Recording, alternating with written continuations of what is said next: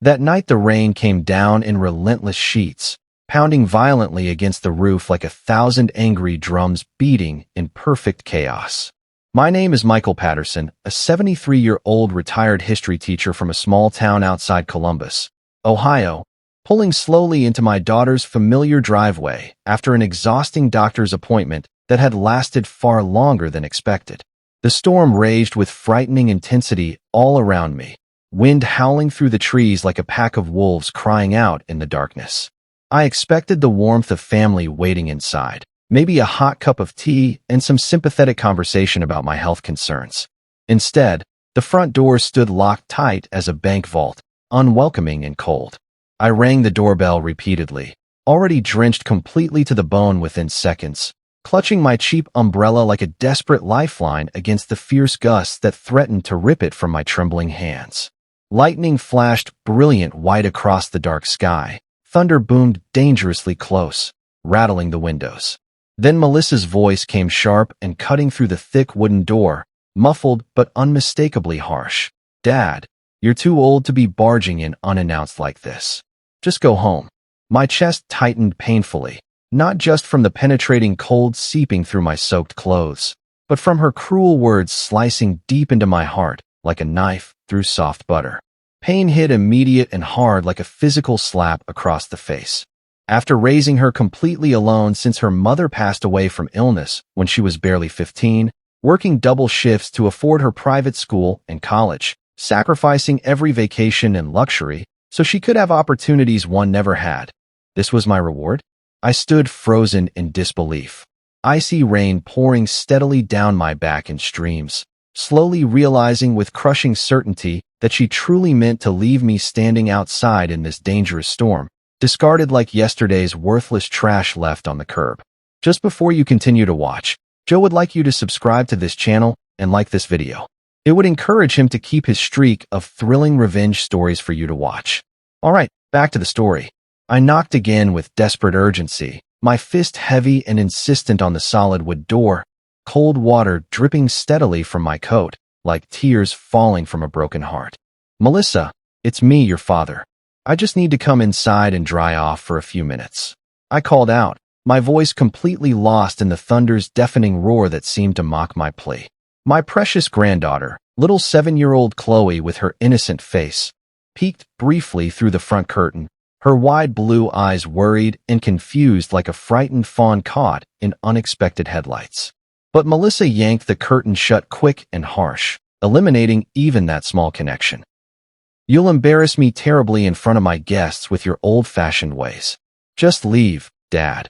She snapped through the door, her voice cold as the rain currently soaking through to my very bones. Pain agitated deep in my chest. My only daughter, my pride and joy, treating me like an unwanted beggar at her expensive door. This was the house I'd actually given her, signed over the deed years ago thinking I was helping secure her future, now physically barring me out like a dangerous intruder. Suspense built pressure in my aching chest. Would she really leave me standing here in this storm? I stood there shivering for another long moment, wind whipping my face raw, then finally trudged back defeated to my car parked in the street, keys slipping repeatedly in my wet, numb hands. I decided then with crystallizing clarity, I wouldn't beg pathetically or shout angrily. I'd simply walk away with what dignity remained. But this betrayal wasn't over by any means. That brief hesitation at her door gave me the clarity and resolve I'd never forget for the rest of my days. With nowhere else to go in the storm and my apartment 20 miles away, I trudged miserably back to my car through the pouring rain that showed no signs of letting up.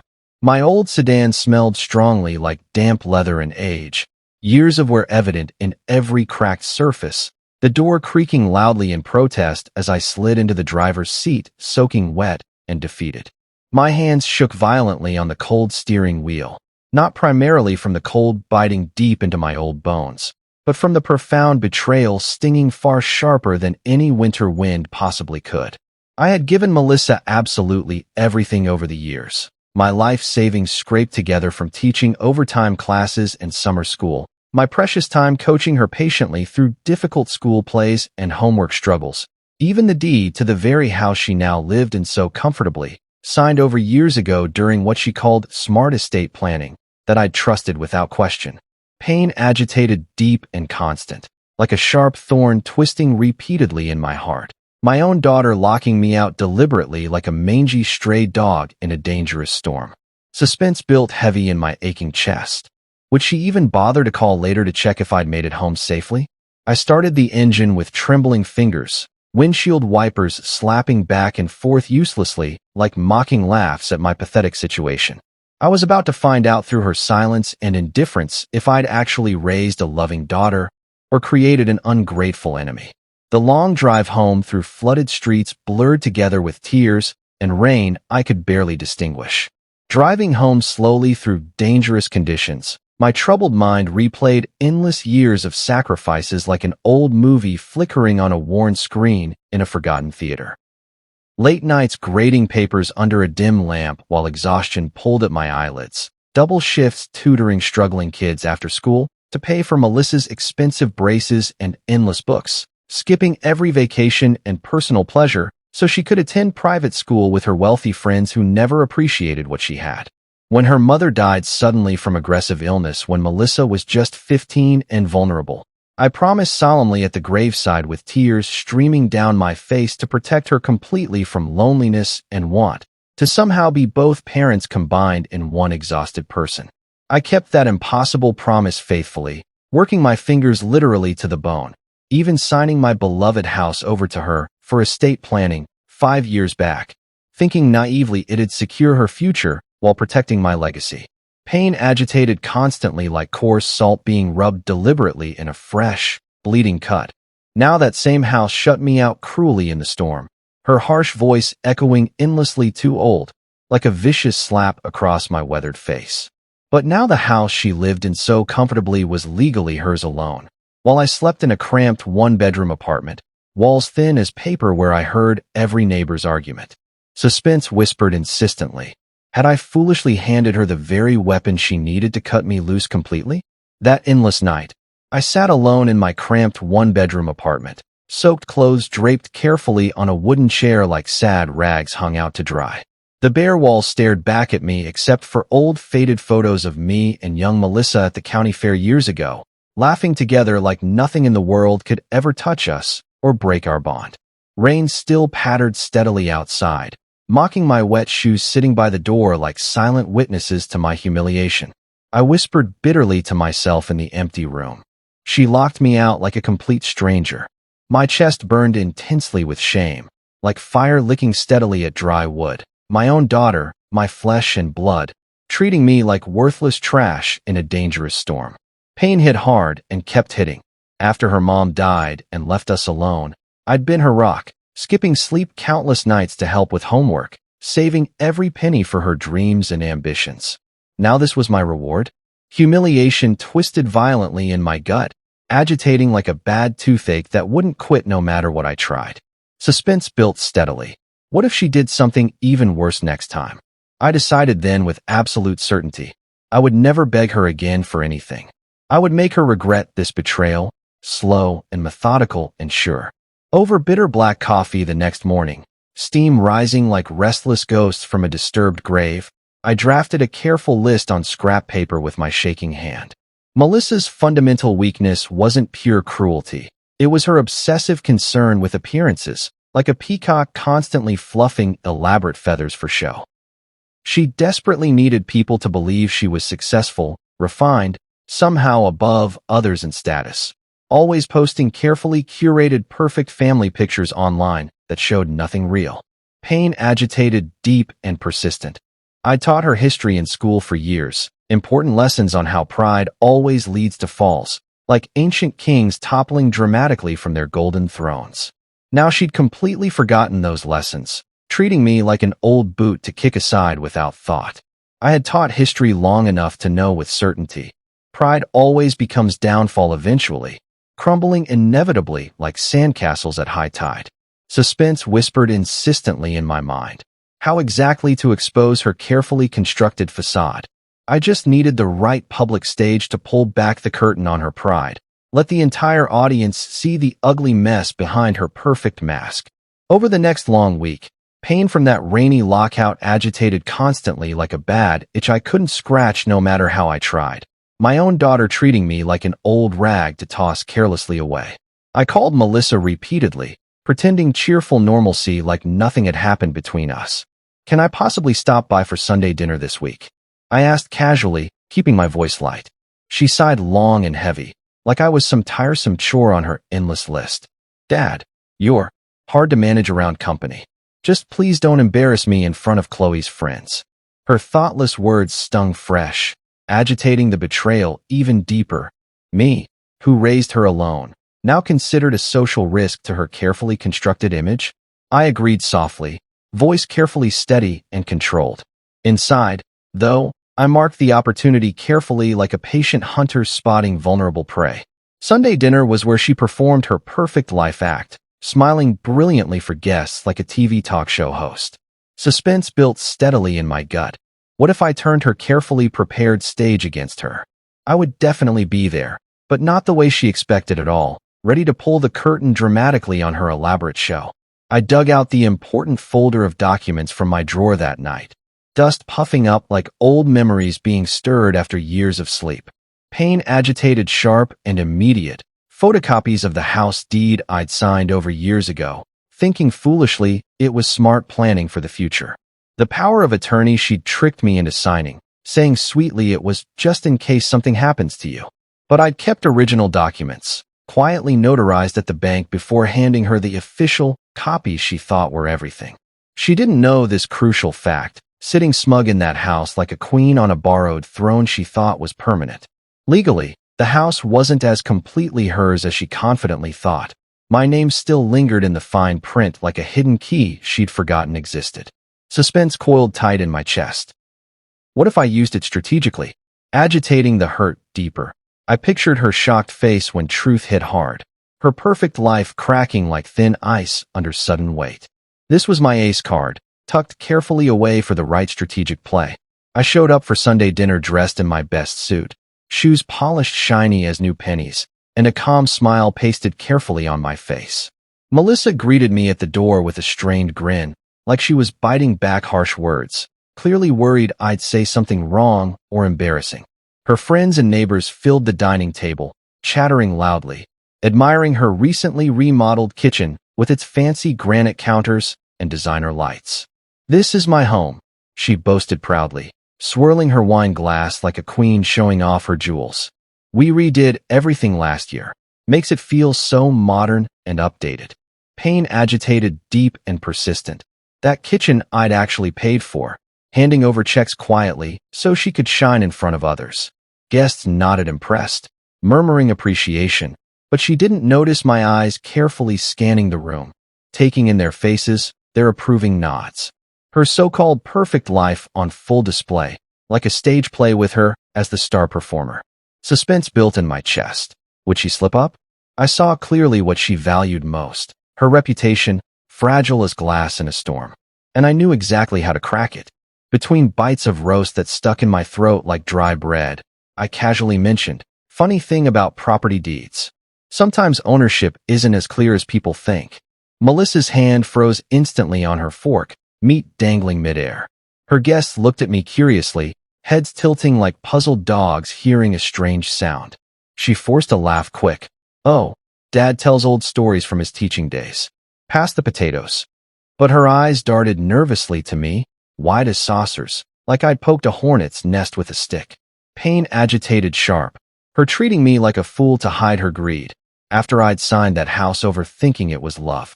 Guests chuckled polite, but one asked, "What do you mean exactly?"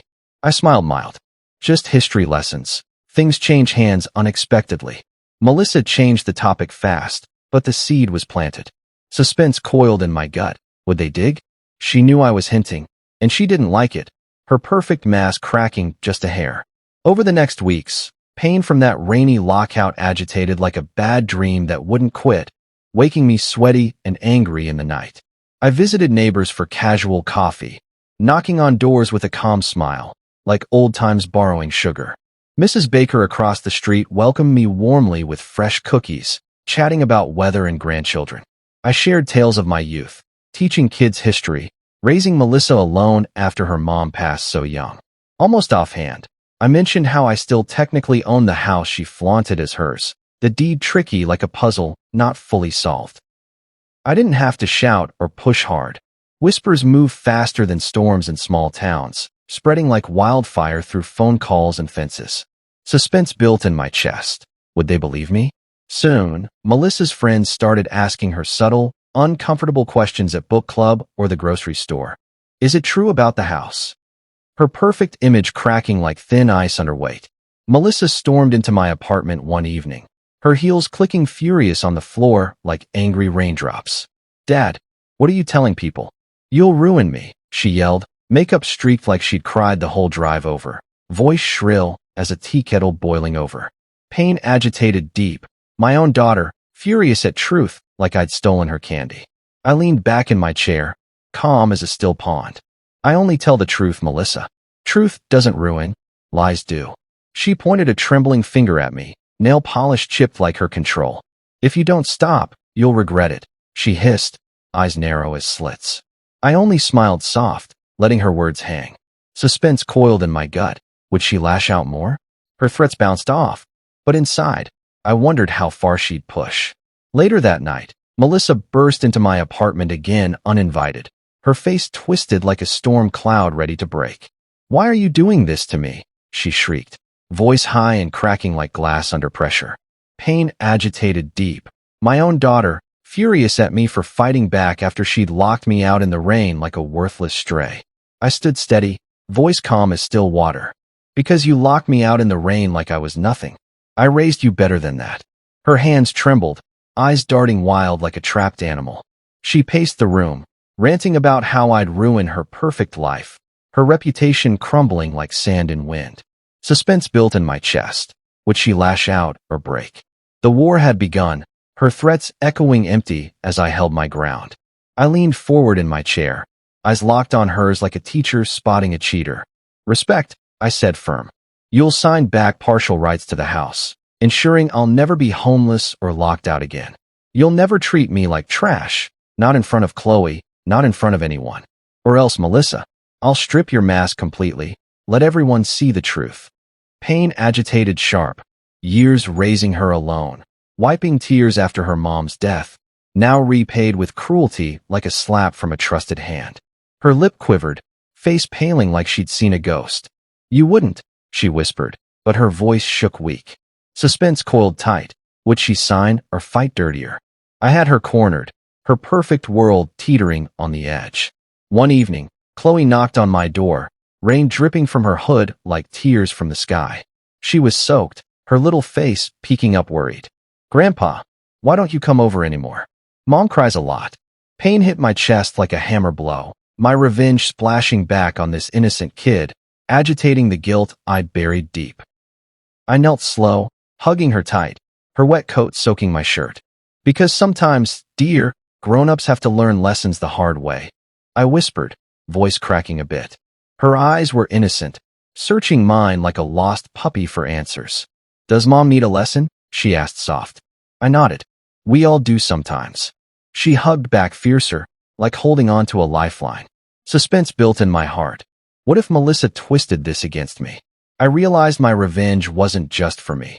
It was for Chloe's future, so she wouldn't grow up thinking it's okay to toss family aside like old trash. At Chloe's school fundraiser, Melissa strutted in like a peacock showing off, chin high, trying to reclaim her pride after weeks of whispers nipping at her heels. The gym buzzed with parents chatting over punch and cookies, kids running wild. I stood at the back, quiet in the shadows, waiting like a hunter in the brush.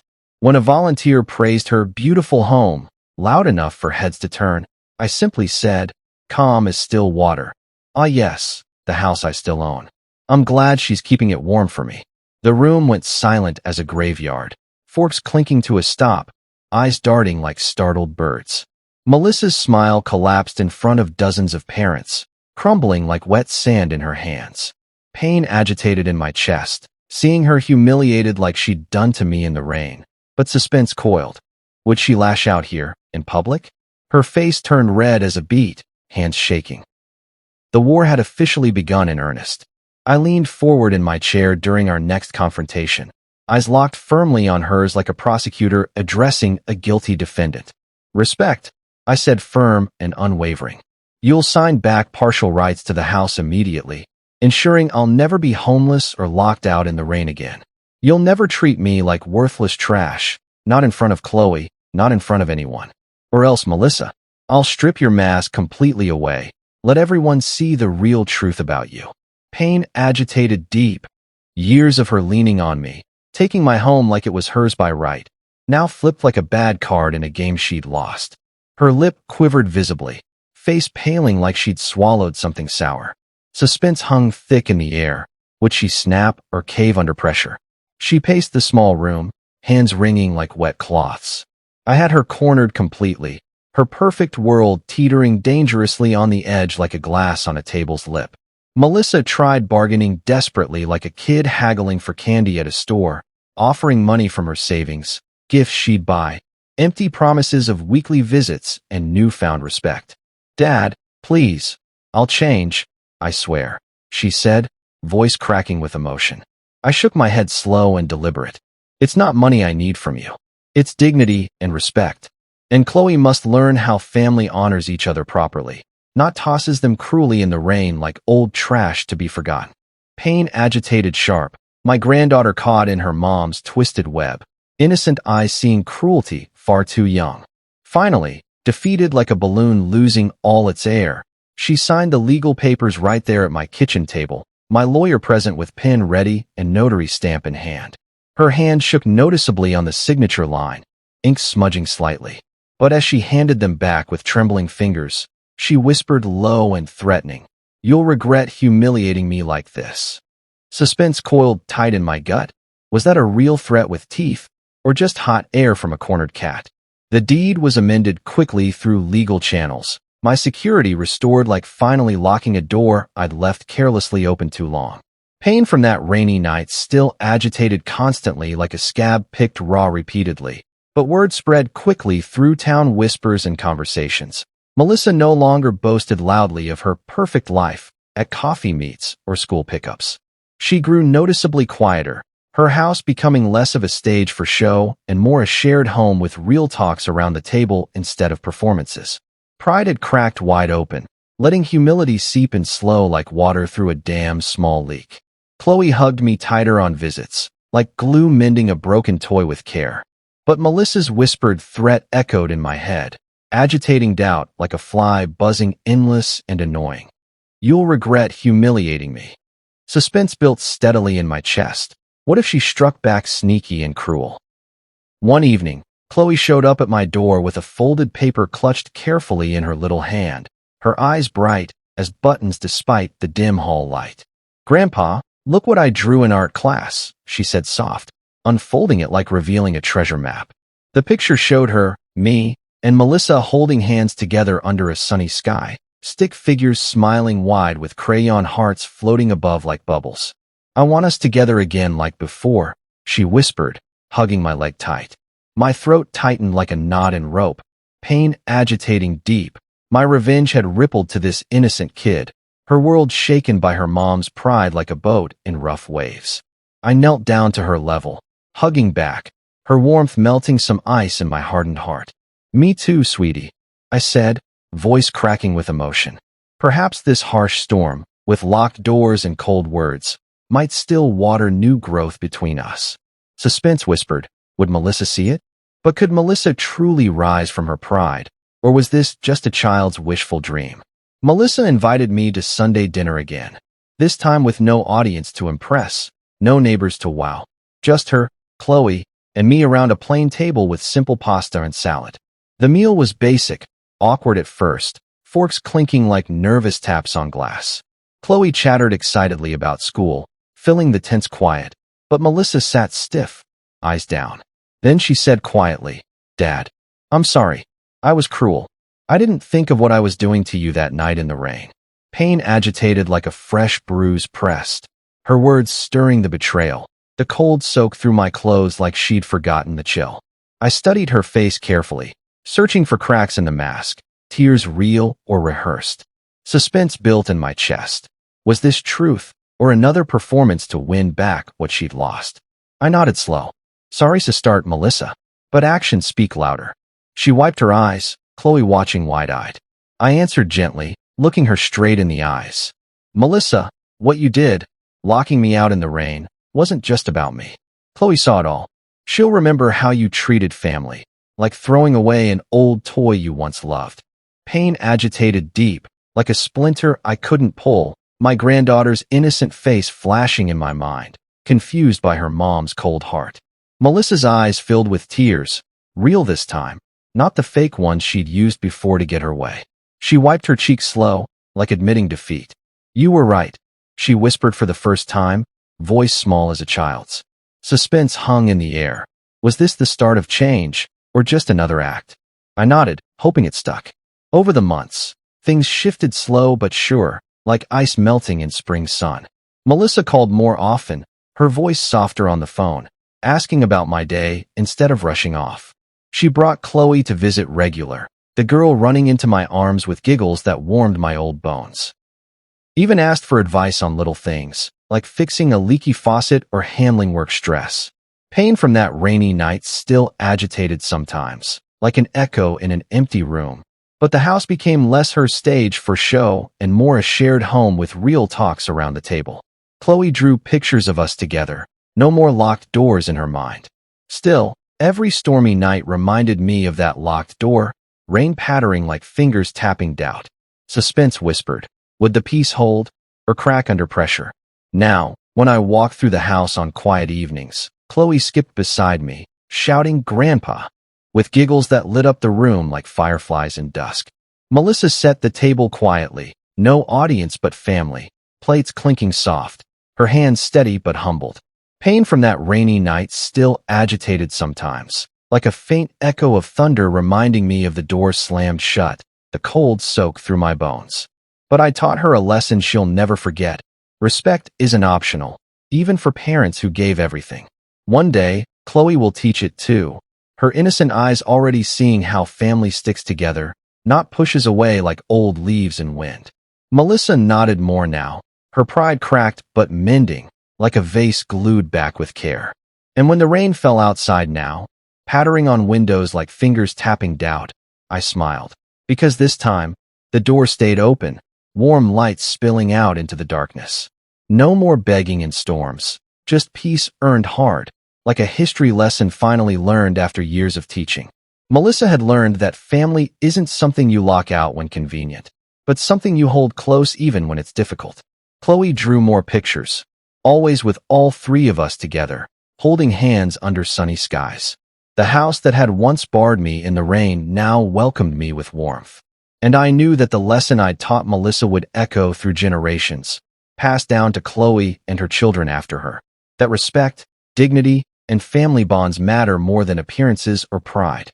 Sometimes the hardest lessons leave the deepest marks, but they also create the strongest foundations for the future.